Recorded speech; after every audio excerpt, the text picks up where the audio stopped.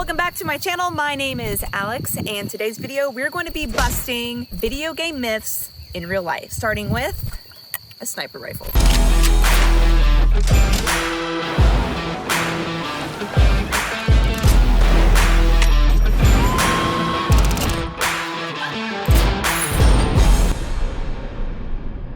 All right, so we're gonna be using the Scar 20S. This is going to be our sniper rifle. Now in Call of Duty and other first-person shooter games, if y'all have experienced this yourself, the ultimate rage when you get wall banged.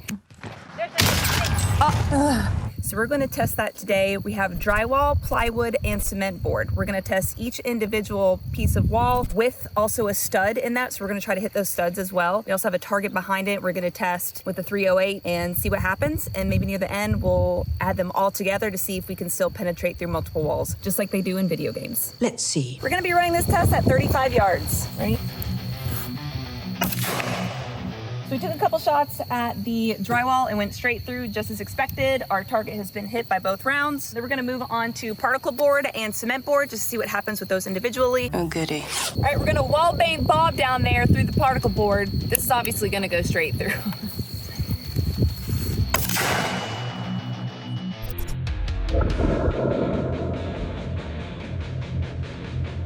All right, so for this one, I aimed right in the middle for the stud. I wanted to see what would happen. So apparently, the stud might actually do more damage, even though it probably slowed down the round. As you can see, the shrapnel from the exit on the stud flew shrapnel all over the target. And it looks like there's still a pretty gnarly hole right here from the 308 round versus the other two we did, but were more cleaner hits. This one looks like it did a little bit more damage. So I think getting wall bang would actually suck more.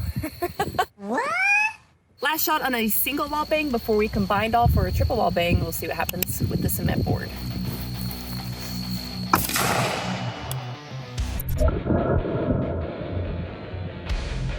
Oh, what the heck? Ignore that. I just drank some Gatorade earlier and I didn't realize I spilt it on myself. Anyway, assessing our final test here with the cement board. We did hit the stud, which is really cool. It came through. We're gonna have to look back at the slow-mo and see exactly what happened because we got shrapnel everywhere. We even got chunks of wood that had been thrown over here. I feel like the velocity was definitely slowed down, so I don't know if it would do as much internal damage, but this still just looks pretty nasty and very plausible. So now let's combine all three and see what happens. This is gonna be good. All right, final test through 3 different walls and some studs. Let's see what happens.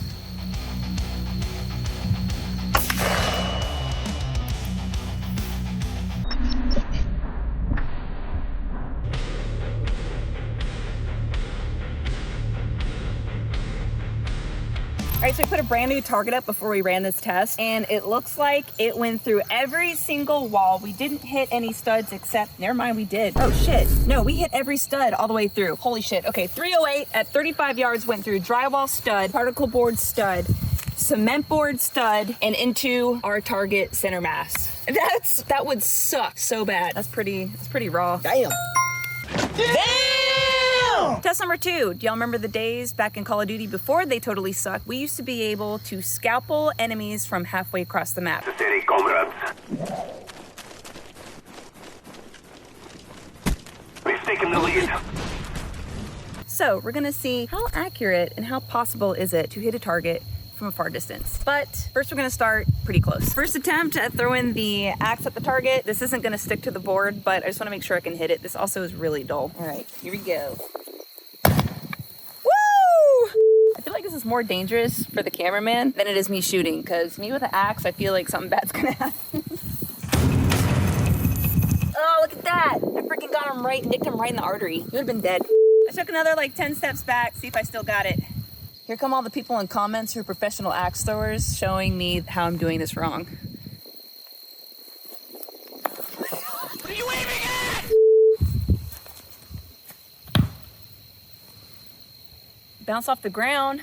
We ricocheted it. Does that count? No! Actually, I am gonna count that because in Call of Duty, it used to bounce off shit and kill people, so that counts. I don't think so.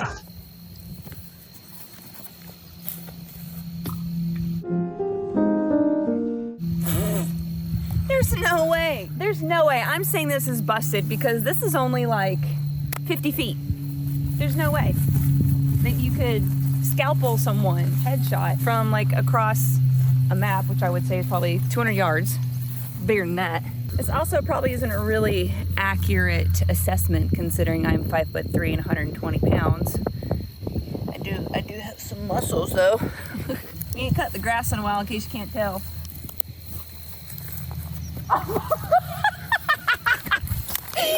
Busted! Next test we're gonna do is, can you effectively shoot dual wielding? I have been a victim of someone dual wielding pistols in Call of Duty with snake shots with lasers. I don't have lasers, but we do have the Staccato XL and the Staccato XC with red dots. We're gonna test the practicality, the control, and just the overall accuracy of dual wielding. Harnessing my inner Tomb Raider. Oh my gosh, oh my gosh. Oh, this is, how the hell? All right, we're just...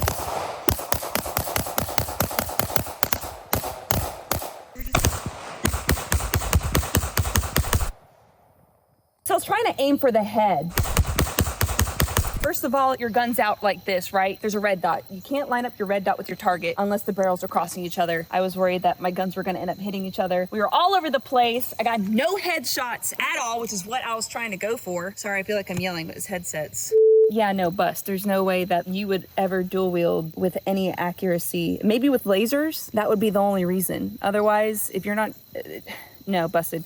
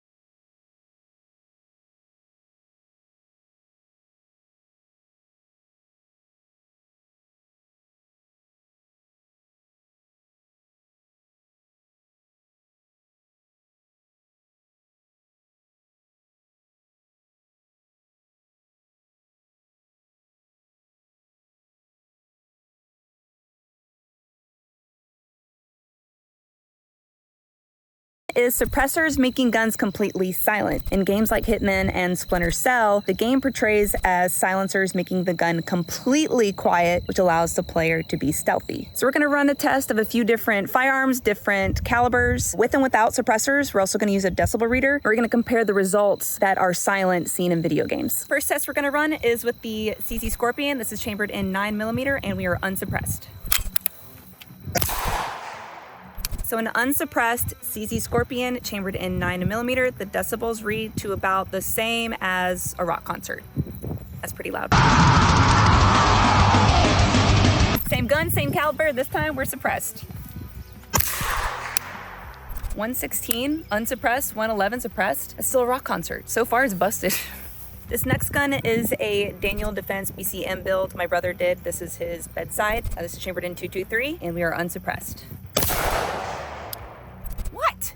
There's no way. So even though it read at 116.9, it still is a little bit louder than the 9mm. I thought it was gonna be way freaking louder. This is a bit more equivalent towards the police siren than the rock concert. But we're gonna run this gun again, 223. This time we're suppressed. That felt a lot quieter. 111. 111. What? That's crazy. 111, a trombone. A suppressed 223 is the same sound as a trombone. I'm sorry, but if I heard a trombone going off on the other side of my house, I would hear it. Moving on up in calibers, we got a 308. Ready? Wow. Huh. All right, let's see what happens when it's suppressed. All right, 308 suppressed.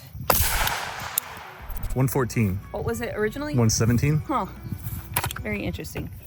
I just want to mention that even though the decibel readers between each firearm, whether it was suppressed or unsuppressed, it was just a few numbers off, but that's still a really big difference. That makes it between the sound of a police siren to a trombone, which is a pretty big difference. So at the end of the day, after running this test, I would say that is completely busted. Next test we're gonna run is accuracy.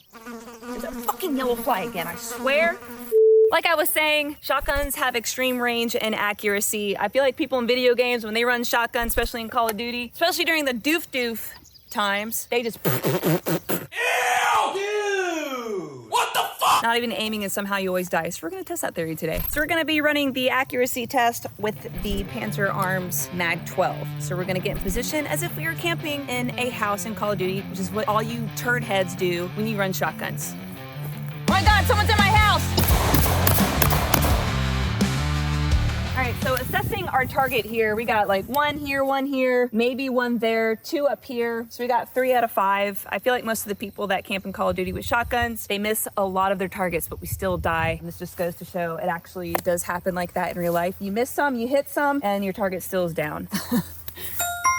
Next test we're gonna do is sprinting with accuracy. Everybody in Call of Duty runs and slide cancels across the map and yet still hits those headshots.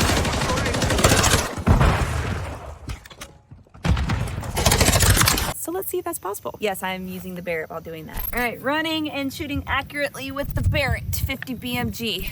Here we go. Oh, fuck.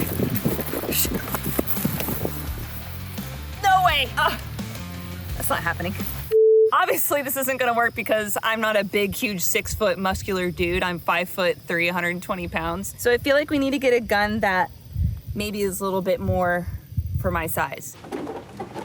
But I tried. There are women in Call of Duty, you know, that's busted. There's no way they're running with a Barrett. No way. Oi. All right, so this time we're gonna be running with the Scar 20S. It's a little bit my size. Still pretty heavy though. Here we go.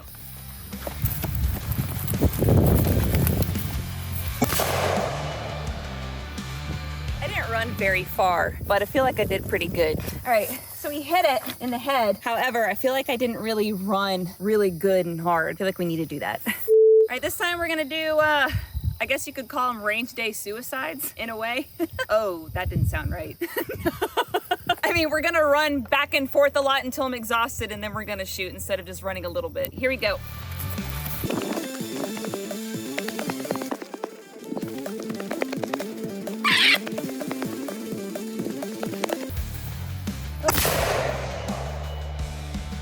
I know for a fact I missed. Oh, God, my arms. All right, I nicked them. It's possible. It's for sure possible. I didn't even run that far. But, you know, if you're in really good, you know, if you're conditioned, it could be done. Whew. Our final test, we're gonna be using the lethality of a flamethrower in Call of Duty and the game's Far Cry. The game demonstrates that it has quite a distance and is very lethal. So we're gonna demonstrate that today. Well, I would say it's pretty freaking lethal. Oh my gosh. Do you know some flamethrowers can reach up to 50 yards? It was designed primarily to incapacitate, not to kill. The weapon was designed to clear out hard to reach areas like bunkers, caves, and tunnels by burning up the oxygen in the area. Flamethrowers were so intense that the operator using the flamethrower on the battlefield only lasted for about 4 minutes with a 92% casualty rate. I'll save you, I'll save you. Oh God.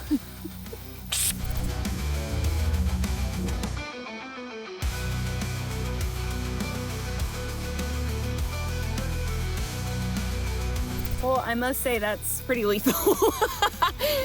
And that's a wrap for this video. Thank y'all so much for watching. Don't forget to like, subscribe, and hit that notification bell. Next time we go home.